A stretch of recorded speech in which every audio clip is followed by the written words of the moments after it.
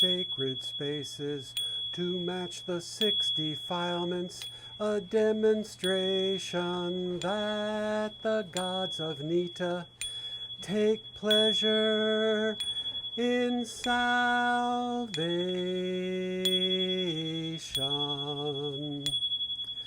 5 sacred spaces to match the 6 defilements, a demonstration that the gods of Nita take pleasure in salvation.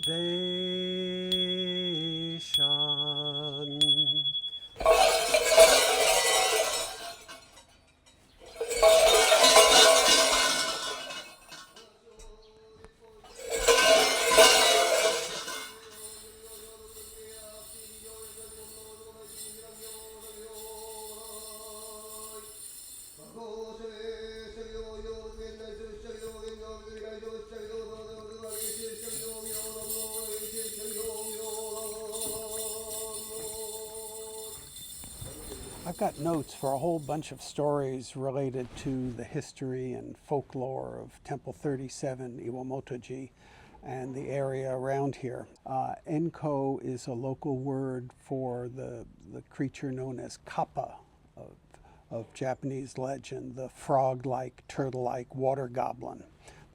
It features in folktales from all over Japan, and there's a cute one related to this area. Legend has it that these Enko used to inhabit the river just south of Kubokawa here. One day some children went to the river and called, "Enko, Enko, come out, we'll give you cucumbers." Enko absolutely love cucumbers. So it came up out of the water and they gave it some cucumber and some eggplant, and then they challenged the Enko to sumo wrestling. The Enko was small, about the size of a 5-year-old child, but used its quickness, slipperiness, and incredible strength to easily beat all the children. That night, the children discussed how they could beat the Enko. One of them, Yashiki, got an idea. He heard that the Enko can't stand Buddha, so he came up with a plan. The next morning, he took rice and tea that had been offered to Buddha and had them for breakfast, and then he joined his friends by the riverside. Once again, the wily Enko beat all the children, except finally it was Yashiki's turn. They began to wrestle, but the smell of the Buddha's offerings on Yashiki's breath overpowered the Enko, and he jumped into the river and swam away, screaming, "I hate Buddha!" Yashiki bragged to his friends about his clever plan, but instead of praising him, they berated him for his trickery. From that day on, the Enko never returned, no matter how many cucumbers and eggplants the children brought, and they were all sad because they had nobody to wrestle. Okay, now a set of very short ones known as the 7 Miracles of Kukai, related to Temple 37. This is from a book called A Journey of the Soul by Tatsuro Muro, translated by my friend David Morton. So there are 7 miracles associated with Kukai and this temple, or at least this area. So the first one is called Sando Kuri, 3 times chestnuts. Kukai met a child who was crying, and the child said, "I can't get a chestnut, I can't get a chestnut." So Kukai sang to the boy, and there was a miracle. The chestnut tree that the boy wanted to get a chestnut from produced 3 times the number of chestnuts expected, 3 whole crops per year. The second one, Koyasu Zakura, cherry blossom for easy childbirth. There are a number of stories about Kukai helping women have an easy time giving birth. And this one is that he met a pregnant woman suffering from a difficult delivery under a blossoming cherry tree. He prayed and he knocked the bottom out of a ladle. And as a result, she was able to have a safe delivery. At a couple of other temples, there are actually ladles that women will get from the temple, and if they have a safe delivery, they knock the bottom out and donate the ladle with the bottom knocked out to the temple, and there'll be a display of dozens or hundreds of ladles that women have donated to the temple.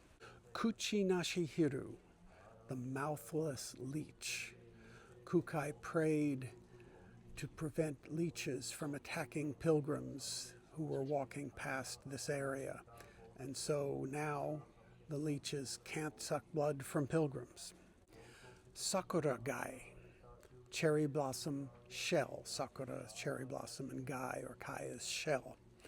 Kukai came to see the cherry blossoms, but he cried because they had all fallen. So the dragon god of the sea scattered shells all over the ground, and they instantly changed to cherry blossoms, and that soothed Kukai's heart. Number 5, Fudekusa, brush grass. Kukai tossed his writing brush away while watching the moon, and it took root in the ground. Kukai was noted as one of the most famous calligraphers of his era. Totaezu no Shoya, the squire without a door. Kukai prayed to prevent robbers from entering the home of a squire who had just suffered from a robbery, and it became impossible for the robbers to enter, even when the door was open. There's another version of the story I've seen where the fact that the squire was nervous about robbers actually attracted robbers who would come and rob him. But then Kukai prayed, and they were unable to enter. Robbers were unable to enter his house even when the door was open. And number 7, Shiri Nashi Gai, bottomless shells. Pilgrims would cross a nearby river to get here, but the shells would cut their feet. So Kukai offered prayers, and the points at the ends of the shells became round, so they didn't have the point sticking up to hurt pilgrims. Okay, here's another one to go with the leeches that can't bite and the shells that can't cut feet. Stingless bees. Now, the bees that you commonly see in the spring around Shikoku are known as kumabachi, bear bees, which makes them sound scary, and they are kind of big and, very, tough looking, but actually they're a kind of carpenter bee, and they don't sting, or at least they don't attack people actively. But there's a story that when he was resting, a bee stung somebody nearby, and then Kukai prayed, and the bees lost their stingers. Iwamotoji actually started out as these 5 old shrines across the river from where the temple is located now. The story is that in ancient times, the Kono family established a shrine there to protect the area. And then when Kukai came, he divided that into 5 shrines and set up a different Buddha or Bodhisattva in each of those shrines. Fudo Myo-o, Amida Nyorai, Yakushi Nyorai, Kanon Bodhisattva, and Jizo Bodhisattva. So there were these 5 shrines protecting the area. And of course, in the course of wars, especially in the Sengoku era in the late 16th century, there was a lot of destruction. But by that time, there was apparently a temple over here on this side of the river. And the temple at one point was given a supervisory role for the shrines. And then it became essentially one religious institution.